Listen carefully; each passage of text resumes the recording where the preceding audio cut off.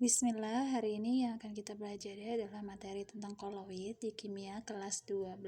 Nah, sebelum memasuki materi lebih jelasnya, kita tahu dulu tentang koloid ya. Koloid adalah campuran atau sistem dispersi di mana ada dua atau lebih zat yang sifat-sifatnya terletak antara sifat larutan dan suspensi. Ya, jadi campuran suspensi ini disebut juga dengan campuran kasar. Berarti perlu kita ingat kalau koloid ini campuran dari dua atau lebih zat yang sifat-sifatnya terletak antara sifat larutan dan suspensi. Istilah dalam koloid bisa kita kenal ada dua, yaitu zat terdispersi dan zat pendispersi. Kalau zat terdispersi ini adalah zat yang terlarut di dalam larutan ya. Jadi zat yang terlarut di dalam suatu larutan disebut zat terdispersi. Sedangkan zat pendispersinya adalah zat pelarut di dalam larutan koloid ya. Jadi seperti itu. Terdispersi adalah zat terlarut, pendispersinya adalah zat pelarut. Ada jenis-jenis koloid berdasarkan zat terdispersi dan pendispersinya. Nah, cara menghafalnya ini kita tuliskan dulu bagian dari zat terdispersinya. Cair, padat, gas. Cair, padat, gas. Cair, padat. Ulangi ya. Cair, padat, gas. Cair, padat, gas. Cair, padat.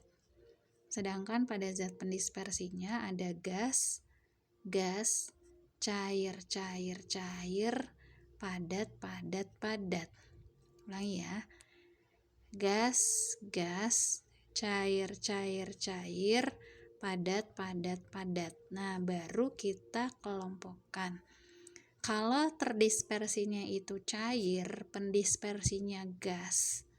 Ini kita sebut sebagai jenis koloid, yaitu aerosol cair. Aerosol cair. Jadi kalau pendispersinya gas, ingat ya, namanya aerosol. Kalau terdispersinya cair, berarti aerosol cair. Nah, contohnya itu ada kabut, dan awan.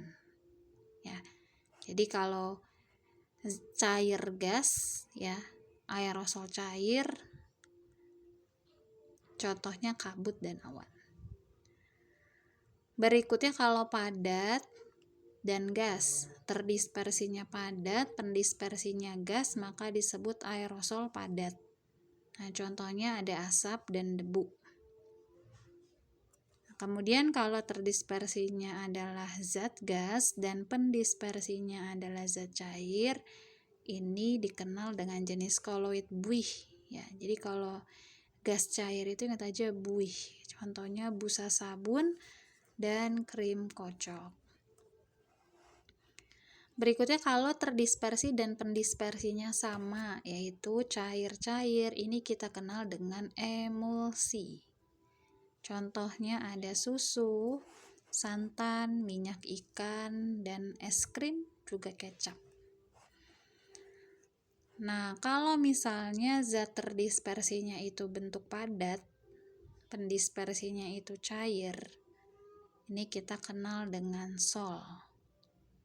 Ya, jadi kalau dia terdispersinya padat, pendispersinya cair, kita kenal dengan sol. Nanti ada lagi ya terdispersinya padat. Ya.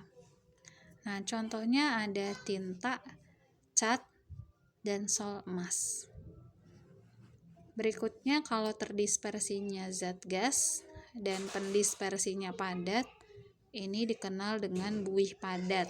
Contohnya karet busa dan batu apung. Itu ya. Kemudian selanjutnya ada zat terdispersinya padat, pendispersinya juga padat, dikenal dengan sol padat, namanya gelas warna dan intan. Oke, itu ya untuk jenis-jenis koloid. Nah, semoga bisa dihafal ya, karena ini sering banget keluar di soal-soal sekolah. Terima kasih.